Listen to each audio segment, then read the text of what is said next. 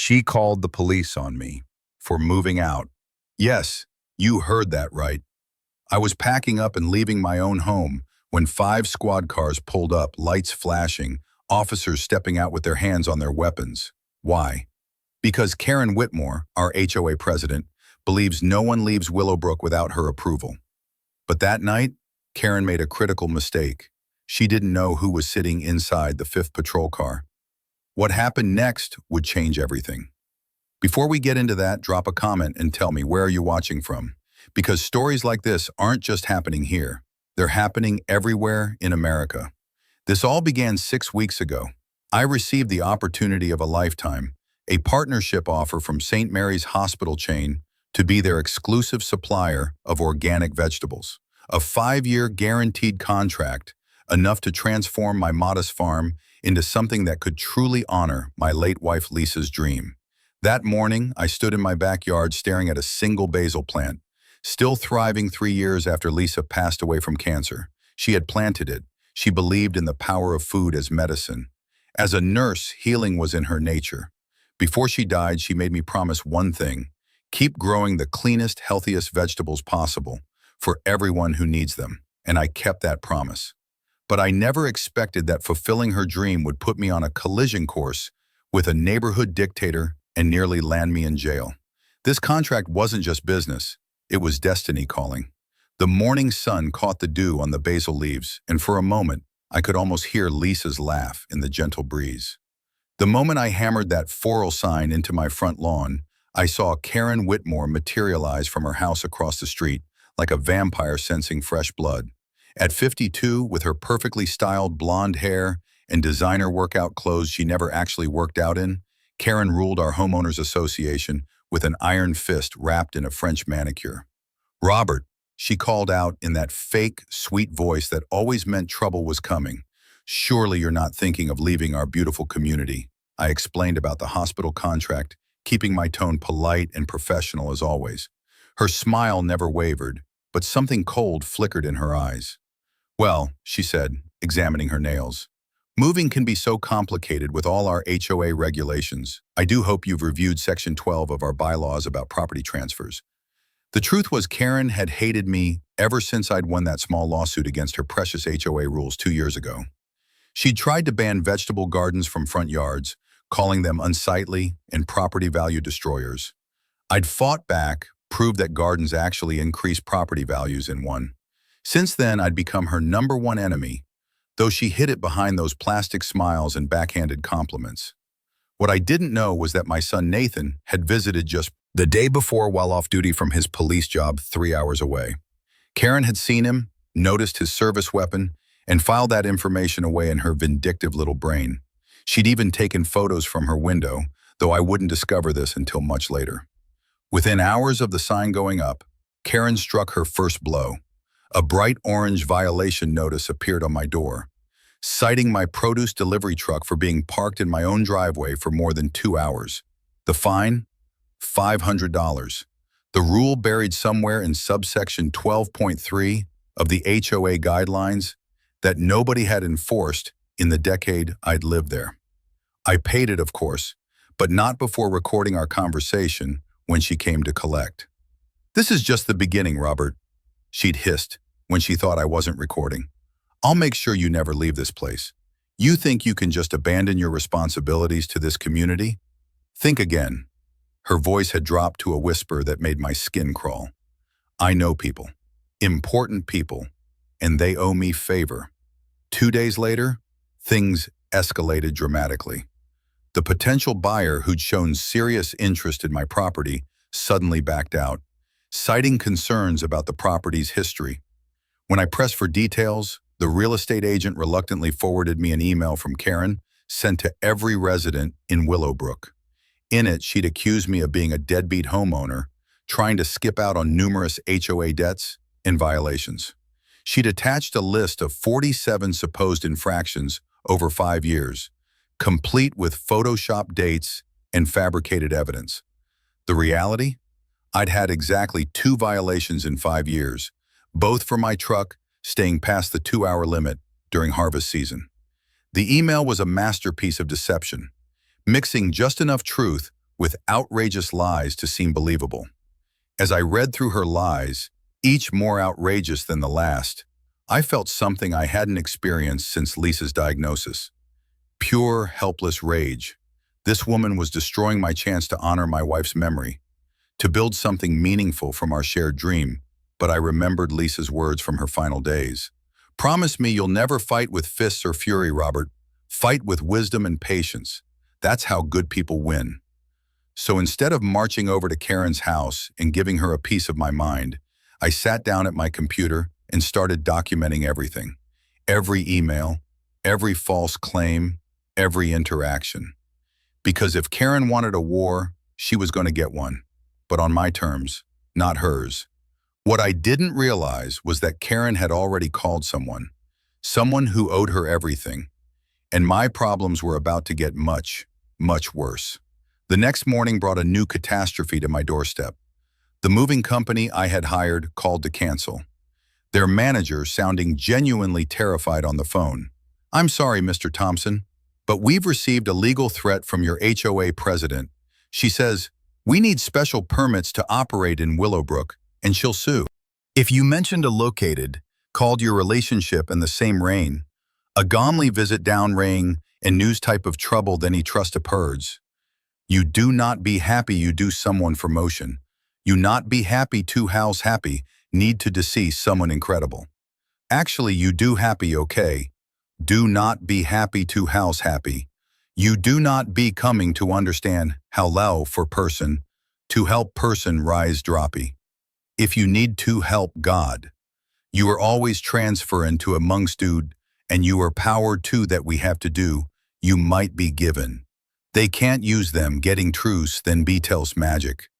Again, taking a piece and quite a way, used to create a row of trying to see every day of home. I love to see working about it. Look at that uff. Look at that uff.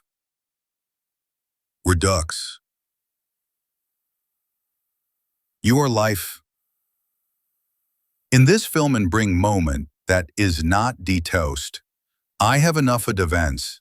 The international world, in every memories it goes to health. In Addergen Roger, to money was stand, but in averagin begimming, I can see the lingle day of life, and he's to God, as a by-act. Even Mike, even houses. They come to side. He created a disemployating. Everyone is high differented tracks, into a low party in high down, even they had made it crossed. And as nice of against to people helps. We look the woman of us, in the area of down lanes to face, and a 28 unemployed. Eeps the weapons or sows out like household worked I did offside, with me and Goddard along and she was new surfed. And following to told in their office was the fresh time, 1,000 here, even. And when they came off for 200 days, my mad she was seeing it so long way, trying to be coming, and Mrs. Younger brother resignation, one be hard is what we're working madge, be tracking. And Mrs. Younger home was not coming to deet. The tow truck driver arrived, took one look at the situation and started laughing. Turns out he was one of my regular customers at the farmer's market. "Mr. Thompson, your vegetables saved my diabetic wife's life," he said, unhooking my truck. "No way I'm towing you for this crazy lady." Karen's face turned purple with rage as she screamed threats at both of us. "You'll regret this. I'll have your business license revoked. I'll sue you into bankruptcy." That evening, Karen called an emergency HOA meeting using her puppet board members to ram through a new temporary regulation. The rule, no homeowner could move out within 90 days of listing their property. It was completely illegal, of course, but she had enough votes from board members who owed her favors or feared her wrath. Maria tried to object, but was shouted down. In a brilliant move, though, Maria secretly live-streamed the entire meeting on the neighborhood's community page. Within minutes, 500 people were watching Karen scream at elderly residents, threaten board members, and openly admit she was targeting me specifically. "Robert Thompson thinks he can just leave whenever he wants," she ranted, spittle flying from her lips. "Well, I've got news for him. Nobody leaves Willowbrook without my permission. The comment section exploded with outrage. "Is this even legal?" one neighbor asked. "Someone call the authorities?" another demanded. But one comment made everyone freeze. "Is that a knife in her purse?" Sure enough, when Maria panned her phone camera, there was a clear outline of what looked like a switchblade in Karen's designer handbag. The meeting descended into chaos as residents started backing away from their unhinged president. Heron, realizing she was being broadcast, tried to grab Maria's phone. But Maria's husband, Sergeant Rodriguez, had taught her well. She kept filming while backing toward the exit, capturing every moment of Karen's meltdown. "Turn that off!" Karen shrieked. "This is a private meeting. You're violating HOA privacy rules." The irony of Karen caring about privacy while violating everyone else's wasn't lost on anyone. The next day, I woke up to find my entire front yard vandalized. Someone had spray-painted "Traitor" across my vegetable garden and destroyed dozens of plants I'd been preparing to transplant to my new farm. Security footage showed Mike Stevens doing the deed at 3 in the morning, with Karen standing in the background directing him like some kind of demented orchestra conductor. But the strangest part, Karen had left something behind. A single red rose on my doorstep with a note. "This is what happens to people who betray the community." As I swept up the destroyed plants, trying not to think about how Lisa would have cried seeing her garden ruined, Maria texted me urgently. The message made my heart skip. "Robert, you need to see this tonight. Come alone." I knew it was a risk, but I also knew Maria wouldn't ask unless it was important. Whatever she discovered, it was big enough to require secrecy, and that meant it might be the key to stopping Karen once and for all. That night I met Maria at her bakery after closing time. The smell of fresh bread couldn't mask the tension in the air as she spread dozens of documents across the flour-dusted counter. 3 months ago, I started noticing patterns in Karen's behavior. She began her voice steady despite the fear in her eyes. Every family she's targeted, every business she's destroyed, it all follows the same pattern. First comes the harassment, then the false violations, then something that forces them to sell cheap.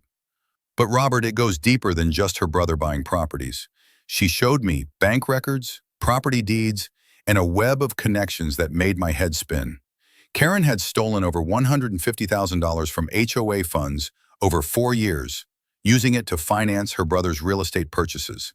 The scope of the corruption was staggering, reaching into city offices and the local police department. The true scope of her corruption was staggering. She'd created fake maintenance companies, billed the HOA for work never performed, and funneled that money into her personal accounts.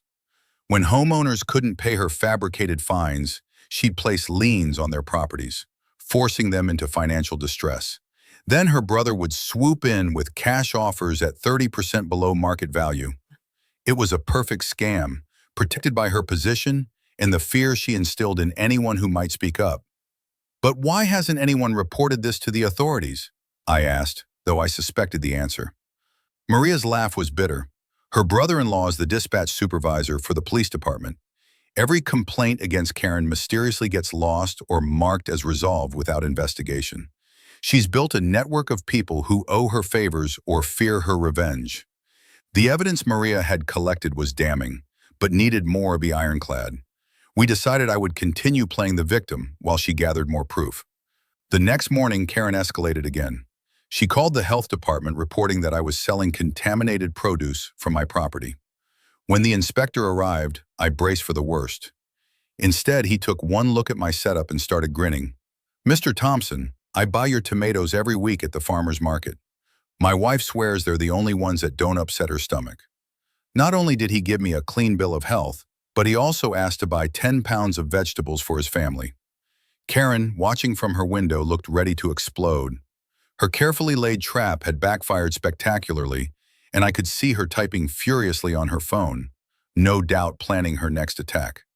Her next move was even more desperate, working with an authorized HOA utility contractor, which turned out to be another of her shell companies. She arranged to have my power and water cut off for emergency maintenance.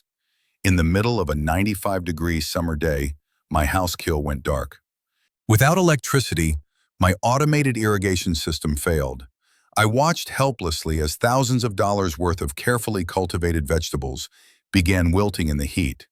The plants Lisa and I had started from seeds, the heritage varieties we'd saved for years, all dying because of one woman's vendetta. My farmers market customers called frantically, worried about their weekly orders. The hospital contract hung by a thread as I struggled to explain why I might not meet the initial delivery deadline. "Don't worry," I lied through gritted teeth. "Everything's under control." The psychological warfare was taking its toll. I found myself jumping at shadows, checking locks obsessively, wondering what fresh hell Karen would unleash next. She'd stationed Mike outside my house 24/7, supposedly as neighborhood security, though all he did was photograph everyone who came to buy vegetables. Karen spread rumors that I was selling illegal substances, trying to scare away my customer. Some believed her lies and stopped coming. Others saw through her tactics, but were too afraid to get involved. The isolation was crushing, reminding me of those dark days after Lisa's death, when the world felt impossibly hostile and empty. But then, I'd look at her basil plant, still somehow thriving despite everything, and find the strength to continue. Lisa wouldn't have given up, and neither would I. Everything came to a head at the next HOA meeting. Karen stood before the assembled residents like a dictator, addressing her subjects, announcing new emergency measures to protect property values. Among them, increased fines for arbitrary violations, mandatory approval for all home sales, and expanded powers for the HOA president to act without board consent. When Maria tried to object, Karen turned on her with vicious fury. "Sit down, Maria, before I remind everyone about your illegal bakery operation." "Oh, wait, that's right. I already shut that down, didn't I?" The threat was clear: comply or be destroyed. But Maria didn't back down. She stood taller and looked Karen straight in the eye. "Actually, Karen, I have something to share with everyone." Maria pulled out her phone and started reading from her documentation. HOA funds missing, fake contractors, families forced from their homes.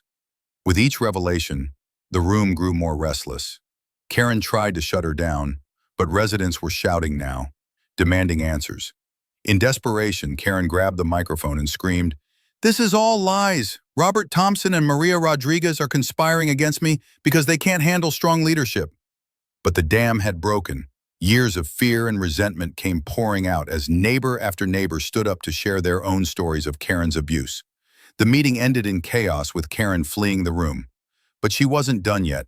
As she left, she pulled out her phone and made a call. Mike, Plan B.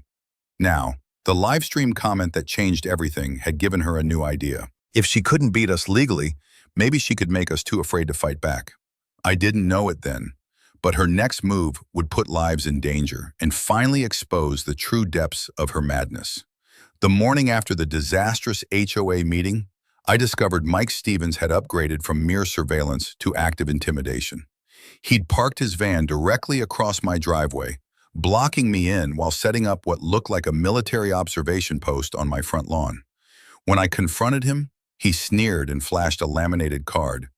"Official HOA security," it read, complete with Karen's signature. "Mrs. Whitmore hired me to monitor all suspicious activities," he drawled, his breath reeking of cheap beer despite it being 7 in the morning. "And buddy, everything you do looks suspicious to me." The irony wasn't lost on me. Here was a man with a restraining order history, hired to stalk a law-abiding citizen trying to move house. I noticed him constantly checking his phone, typing messages with a satisfied smirk that made my skin crawl. My son Nathan called that afternoon, his voice tight with concern. "Dad, I saw the video from the HOA meeting. This is getting serious. You need to file a police report." I explained about Karen's connections to the local police department, how her brother-in-law worked dispatch, and mysteriously, every complaint against Karen seemed to disappear. "Then come stay with me until this blows over," Nathan urged. But I couldn't leave. The hospital contract deadline was approaching. My vegetables were dying without proper water. And abandoning the property would give Karen exactly what she wanted. "Your mother wouldn't have run," I told him. "Neither will I." There was a long pause before Nathan spoke again. "Then let me help. I've got some vacation days saved up." I wanted to tell him no to keep him safe from this mess, but the truth was, I needed him. I was drowning and my son was throwing me a lifeline. That evening, I sat down to write a letter to Lisa, something I'd done every week since she passed. "My darling," I wrote, "your garden is under siege. The basil you planted still grows strong, but everything else is struggling. I'm trying to be patient like you taught me. But this woman is testing every ounce of restraint I have. She's turned our dream into a battlefield. I see your face in every tomato plant, hear your laugh in the rustle of corn stalks.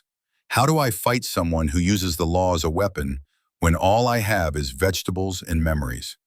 As I sealed the letter, planning to place it by her grave on Sunday, writing to Lisa had become my therapy, my way of keeping her close. Nathan had started the tradition at her funeral, placing a letter in her casket. "So Mom always knows what's happening," he'd said through tears. Now we both wrote to her, sharing our struggles and triumphs with the woman who'd been our anchor. Sometimes I wondered if she could hear us, if somewhere beyond this mess, she was still watching over her garden and her family. Mike's camera flash went off outside my window. He was photographing me through the glass, probably trying to catch me in some manufactured violation. The invasion of privacy was suffocating, but I forced myself to wave at him cheerfully, refusing to give him the reaction he wanted. The health inspector's surprise return visit the next day revealed Karen's latest scheme. "Mr. Thompson, I'm really sorry about this," he said, looking genuinely embarrassed. "I've been ordered to do a full contamination screening. Someone filed a complaint saying you're using illegal pesticides." Of course, the inspection turned up nothing harmful. I'd been growing organically since long before it was trendy, but while we were in the backyard, I noticed something odd. Karen had installed something new in her front garden. Decorative concrete planters arranged in a perfect line facing my property. Why would someone who hated gardens suddenly develop an interest in container planting? The answer came when Mike made his daily intimidation rounds, and I saw him checking each planter carefully. Whatever Karen was planning, those planters were part of it. "You know," the inspector said quietly, "I've been doing this job for 20 years, and I've never seen someone file so many false complaints. There should be penalties for wasting government resources like this." By Thursday, my situation had become desperate. Without water for nearly a week, half my crop was dead. The automated irrigation system I'd invested thousands in sat useless. Customers who'd relied on me for years were forced to shop elsewhere. The farmers market organizers called to ask if I was closing my stall permanently. The hospital procurement officer left 3 voicemails wondering if I could still meet their needs. Each message felt like another nail in the coffin of Lisa's dream. But the worst part was the isolation. Karen had successfully painted me as a troublemaker, someone disrupting the harmony of Willowbrook. Neighbors who used to wave now averted their eyes. The loneliness was suffocating. Only Maria still spoke to me, and even she was careful to do so when Karen wasn't watching. "She's scared," Maria told me during a brief encounter at the mailbox. "More scared than I've ever seen her. It's like she knows something's about to happen." That afternoon, I decided to make one last attempt at reasoning with Karen. I walked across the street, ignoring Mike's frantic photographing, and knocked on her door. She answered, wearing a silk robe. At 3 in the afternoon, a glass of wine in hand. "Robert," she purred, "come to surrender." I kept my voice calm, channeling Lisa's patience. "Karen, this has gone too far. I'm just trying to move. Why are you making this so difficult?" Her mask slipped then, revealing the bitter, angry woman beneath. "Because you embarrassed me. You made me look weak with your stupid lawsuit about gardens. Do you know what people said? That I couldn't even control one farmer? Me. I've run this HOA for 8 years. She caught herself straightened up. "Besides, you're violating the 90-day rule. You can't move." When I pointed out the rule was illegal and unenforceable, she laughed. "Try me. I've got deeper pockets and better lawyers than you, vegetable man. I've destroyed bigger threats than you." That night, unable to sleep in my sweltering house, I sat on the porch, watching Mike pretend to be on patrol. He was so focused on photographing my house that he didn't notice the unmarked car drive by slowly, the driver taking pictures of him instead. I didn't know it then, but Sergeant Rodriguez had been building his own case file ever since Karen threatened to burn down his wife's bakery. The universe was aligning forces against Karen Whitmore. She just didn't know it yet. As I finally headed inside around midnight, my phone buzzed with a text from Nathan. "Requested time off approved. See you tomorrow, Dad. Don't worry, everything's going to be okay." I wanted to believe him, but Karen had one more card to play, and it would be her most dangerous yet. That's when Maria texted me the warning that made my blood run cold. Mike's been asking everyone about your son. He knows Nathan's a cop. Karen's planning something. Be careful. Friday morning dawned with an ominous stillness that reminded me of the calm before a tornado. The heat was already oppressive by 7, and without air conditioning, my house felt like an oven. I was hand-watering what remained of my garden with bottles of water I'd bought from the store when Karen made her next move. She'd called the health department again, but this time with a different strategy. The same inspector arrived looking absolutely furious. "Mr. Thompson, I don't know what kind of people you've crossed, but someone just accused you of selling vegetables contaminated with E. coli. They provided an anonymous tip with photos." He showed me the pictures, clearly photoshopped images of my vegetables next to what looked like sewage. "This is harassment," he said, shaking his head. "I'm filing a report with my supervisors about abuse of the health inspection system. Also," he grinned slightly, "my wife wants to know if you have any of those heirloom tomatoes left. She's been craving them all week." Even in the middle of this nightmare, human kindness could still surprise me. A small moment of human kindness in the midst of Karen's campaign of terror nearly broke me. Here was a stranger showing more compassion than neighbors I'd known for years. After the inspector left with 10 pounds of assorted vegetables for his family, I tried calling Nathan to warn him about Mike's investigation. The call went straight to voicemail. Worried, I sent a text. "Mike Stevens knows you're a police officer, be careful." His response came quickly. "Already handled, Dad, see you soon." But something felt wrong. The hair on the back of my neck stood up as I noticed Mike's van was gone from its usual spot. Where was he? What was Karen planning now? I had the terrible feeling that we were approaching some kind of climax, that all of Karen's escalating attacks had been building to something bigger. The quiet felt dangerous, like the pause before a predator strikes. By noon, the temperature had reached 98 degrees. My house was a furnace, and I was down to my last few gallons of bottled water for the plants. That's when Karen arrived with her full entourage. Mike, 3 neighbors she'd obviously bribed with promises of reduced HOA fees and a smirk that could have curdled milk. Robert, she announced loudly enough for the entire street to hear. "You're in violation of HOA safety regulations. A house without power or water is uninhabitable. As HOA president, I'm giving you 24 hours to restore utilities or face immediate eviction proceedings." The 3 neighbors nodded like bobbleheads, clearly uncomfortable, but too afraid or greedy to resist. One of them, Tom Bradley, had the decency to look ashamed. Just last year, I'd helped him build raised garden beds for his disabled wife. Now here he was, supporting the woman destroying everything I'd built. Something inside me finally snapped. 3 years of grief, weeks of harassment, and the death of Lisa's garden combined into a moment of raw emotion I couldn't control. "My wife died of cancer 3 years ago," I shouted, my voice breaking. "She was a nurse who believed in healing through food. Her dying wish was for me to keep growing clean, healthy vegetables. That's all I've tried to do, honor my dead wife's memory by feeding people good food, and you're destroying it all because of your ego." Tears were streaming down my face now, and I didn't care. Lisa planted that basil with her own hands 2 weeks before she died. She could barely stand, but she wanted to leave something growing. Something alive. And you're killing everything she loved because I wounded your pride over a garden ordinance. The words poured out like water from a broken dam. Years of pain and frustration finally finding voice. Do you know what it's like to watch someone you love waste away? To feel helpless as cancer steals them piece by piece? Growing these vegetables was my therapy, my connection to her, and you're taking that away too. The street had gone silent. Several neighbors had come out of their houses, drawn by my outburst. Karen's smirk faltered for just a moment before hardening into something crueler. "Save your soba story for someone who cares," she spat. "Mental instability is just another violation as far as I'm concerned. Maybe you need professional help instead of playing in the dirt." But Maria had been filming the entire exchange from her car across the street. Within minutes, the video was online with the caption, "HOA president terrorizes widower trying to honor late wife's dying wish." The video went viral within hours. Comments poured in from across the country expressing outrage and disbelief. The phrase, "Karen Whitmore is evil," started trending locally. Local businesses started taking sides. The hardware store owner put up a sign, "We support local farmers." The coffee shop began buying my vegetables for their sandwiches, publicly announcing it on their board.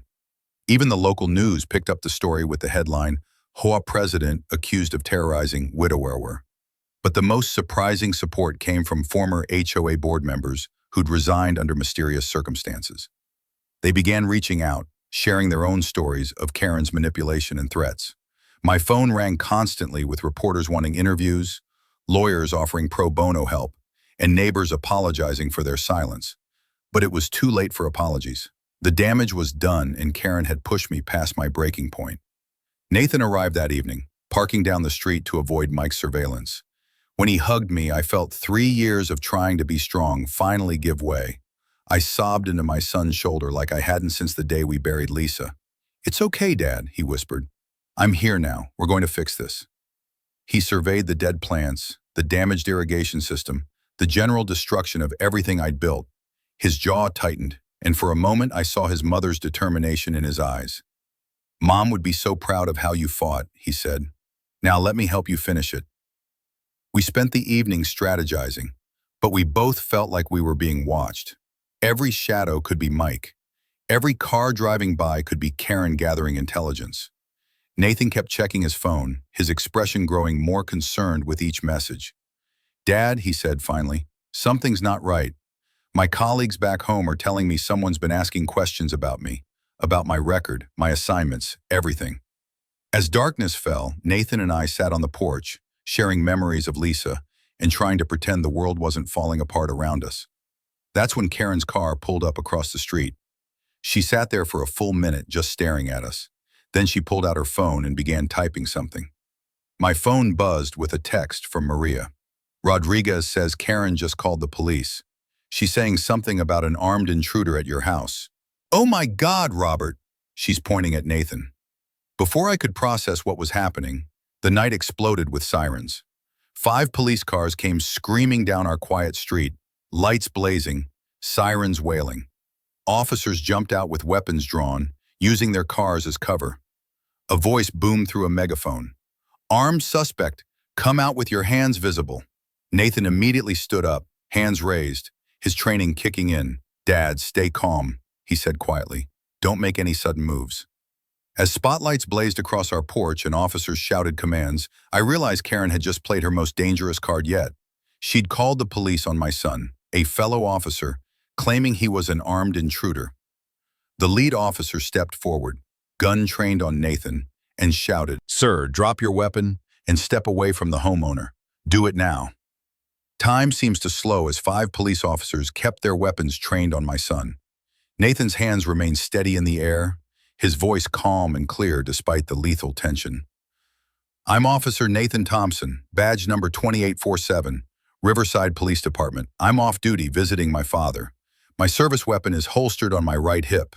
I'm going to move very slowly to show you my identification." The lead officer hesitated, his weapon still raised. "Don't move. We have a report of an armed intruder threatening a homeowner." "I'm across the street," Karen's shrill voice cut through the night. "That's him. He's been stalking me. I saw him here yesterday with a gun. He's probably fake law enforcement." Her performance was Oscar-worthy, complete with trembling voice and crocodile tears, but she'd made a crucial mistake. Several of the responding officers were young, and one of them had recognized Nathan's name. The absurdity of the situation would have been laughable if it weren't so deadly. Here was my son, who'd won commendations for his community policing, being held at gunpoint because of a vindictive HOA president's lies. Nathan spoke again, his voice carrying the authority of someone used to diffusing dangerous situations. "Sergeant, I understand you're responding to a call, but please verify my identity.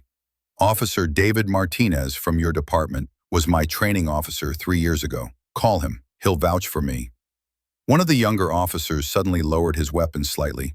"Wait, Thompson, aren't you the officer who got the commissioner's commendation last month? The youth outreach program?" Relief flickered across several faces, but the lead officer kept his weapon raised. Protocol overriding recognition. The tension was so thick you could cut it with a knife, and I found myself holding my breath, praying this wouldn't end in tragedy. That's when Sergeant Rodriguez arrived, pulling up in his personal vehicle with the kind of timing that seemed almost miraculous. "Stand down," he barked, stepping out with his badge visible. "That's Officer Thompson from Riverside. I know him personally." The lead officer finally lowered his weapon, confusion replacing aggression. "Sergeant Rodriguez, what are you doing here?" Rodriguez's expression was grim as he surveyed the scene, preventing a tragedy. "Thompson, you can lower your hands." As Nathan slowly relaxed, Rodriguez turned to the lead officer. "Let me guess, anonymous caller reported an armed intruder." The pieces were falling into place for everyone except Karen, who was now marching across the street, Mike trailing behind her like an attack dog. "This is ridiculous," she screeched. "He's dangerous. I have proof." But her bravado was starting to crack. She hadn't expected Rodriguez, and she definitely hadn't expected the officers to verify Nathan's identity so quickly. "Why aren't you arresting him?"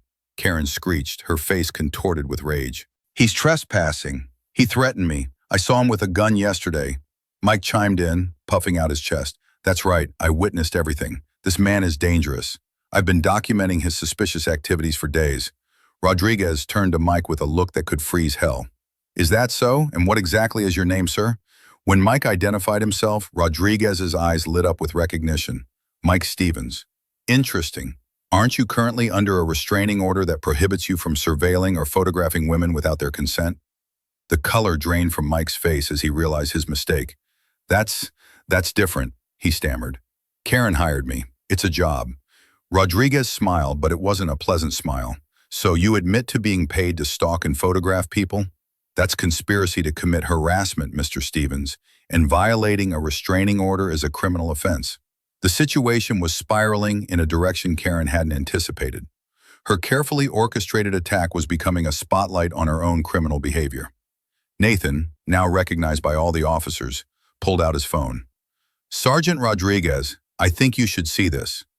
He showed the video Maria had taken of Karen cutting off utilities to my house, the HOA meeting meltdown, and screenshots of Mike's obsessive documentation of our property. "There's more," Nathan continued.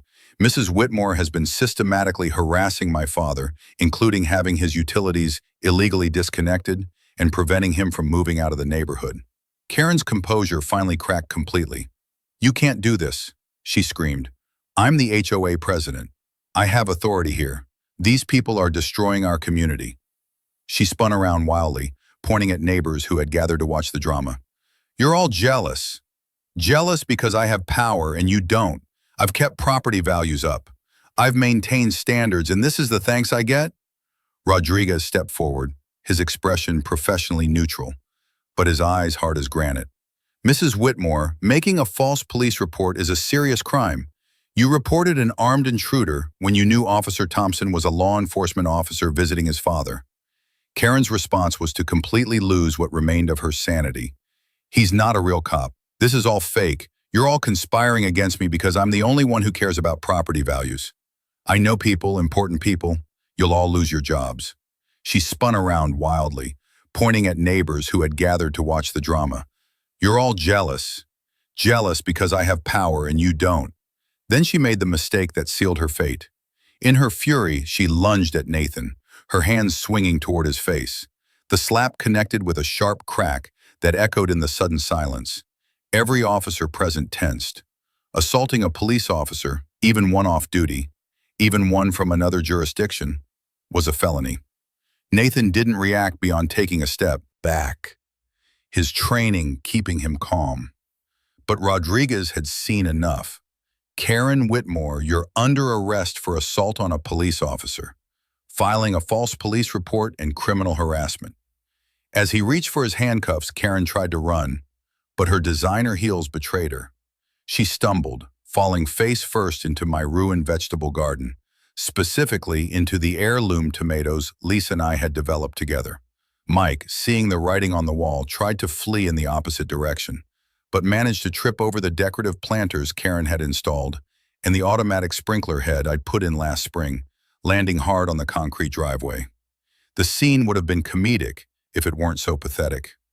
Two bullies brought down by vegetables and their own arrogance.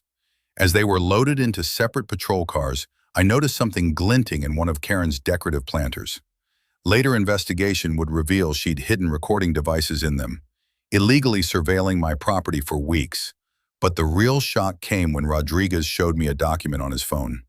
"Mr. Thompson, we've been investigating Mrs. Whitmore for months. Your situation gave us the final evidence we needed. But there's something else you should know. This goes much deeper than just HOA corruption." He showed me a photo that made my blood run cold. But the real shock came when the FBI agent arrived an hour later and asked Mr. Thompson, "Does this name mean anything to you?" The photo he showed me opened up a whole new chapter in this twisted saga. The photo the FBI agent showed me was of Judge Harold Morrison, a name that made several officers whistle low. "He's been under investigation for 18 months, the agent explained as we stood in my living room the next morning. The HO Revierly deal in another real estate, fraud, bribery, racketeering. Karen Whitmore's financial records led us right to him. She wasn't just stealing HOA funds. She was part of a larger conspiracy to manipulate property values across 3 counties. The scale of the corruption was staggering. Karen's brother wasn't just a passive beneficiary. He was a frontman for a judge who'd been fixing cases to force foreclosures and distress sales. The FBI had been building their case carefully, and Karen's arrest had given them the final pieces they needed. "We've been watching her for months," the agent continued, "but we needed her to make a big enough mistake to justify taking down the entire network. Attacking a police officer, that was the gift that kept on giving." The next few weeks passed in a blur of deposition, evidence gathering, and media attention. The story of the HOA president who terrorized a widower and tried to have his cop's son arrested went viral nationally. News vans lined our street as reporters interviewed neighbors who suddenly remembered every terrible thing Karen had done. The same people who'd stood silent now competed to share their stories of her abuse. She threatened to fine me $1,000 for my daughter. Chalk drawings. One mother tearfully told a reporter said it was vandalism of HOA property. Another neighbor revealed Karen had killed their cat and blamed it on coyotes after they had opposed her in a board vote. The stories kept coming, each more horrifying than the last. Tom Bradley, the neighbor who'd stood with Karen during her last confrontation, came to apologize personally. "I'm sorry, Robert. She promised to waive my late fees if I supported her. I've got medical bills, and I was desperate, but that's no excuse for betraying a good neighbor." Maria Rodriguez emerged as the hero of Willowbrook. Her 2 years of careful documentation provided prosecutors with an airtight case against Karen.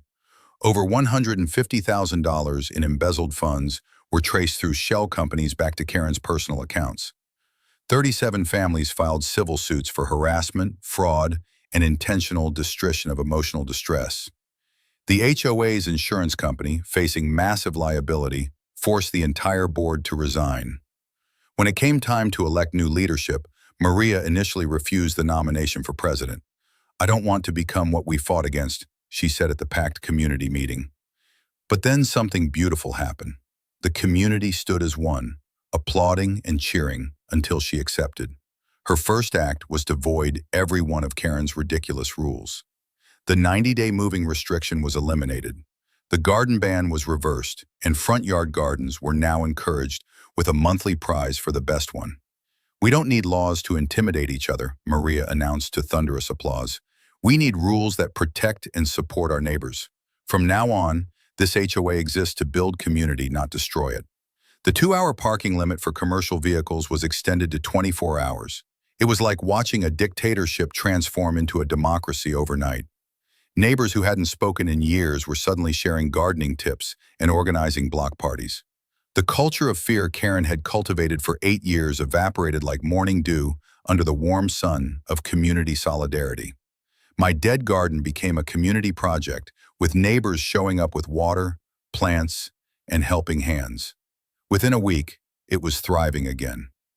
Lisa would have loved seeing the community come together like this. Tom Bradley built new raised beds as his way of making amend. "Your wife helped my wife," he said simply. "This is the least I can do." The trials were swift and decisive. Mike Stevens received 18 months for criminal stalking and violating his restraining order. His testimony against Karen, in exchange for a lighter sentence, revealed the depths of her paranoia and cruelty. She'd kept files on every resident, looking for weaknesses to exploit. She'd planned to force out anyone who opposed her, creating a neighborhood of fearful supporters.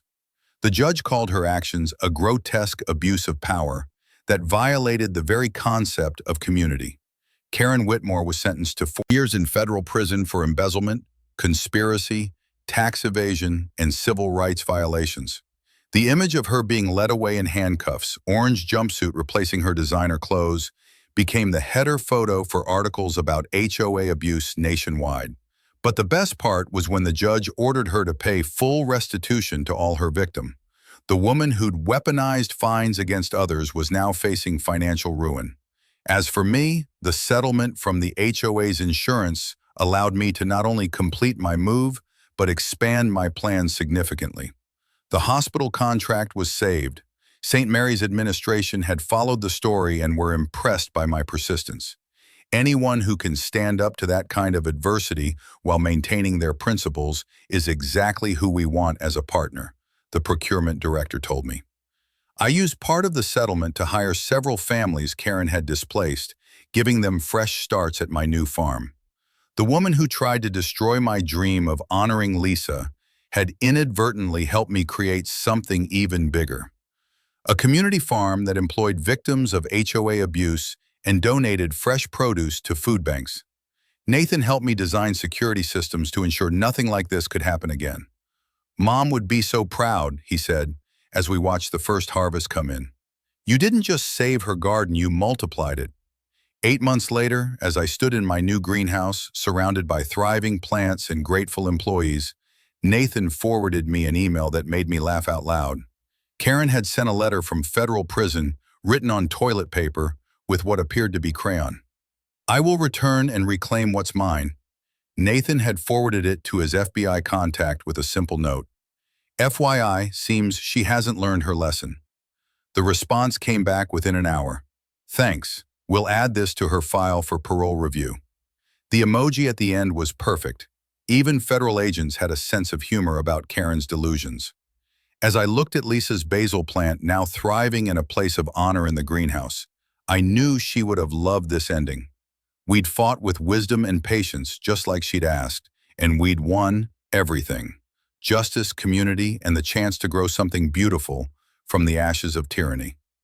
The last time I drove through Willowbrook, I saw front yard gardens everywhere, neighbors chatting over fences, and children playing freely without fear of arbitrary fines. Maria had transformed the HOA from an instrument of oppression into a true homeowners association. And somewhere in a federal prison, Karen Whitmore was learning to tend a vegetable garden as part of her work assignment. Sometimes karma has a wicked sense of humor. As Lisa used to say, "What you plant is what you harvest." Karen had planted fear and hatred,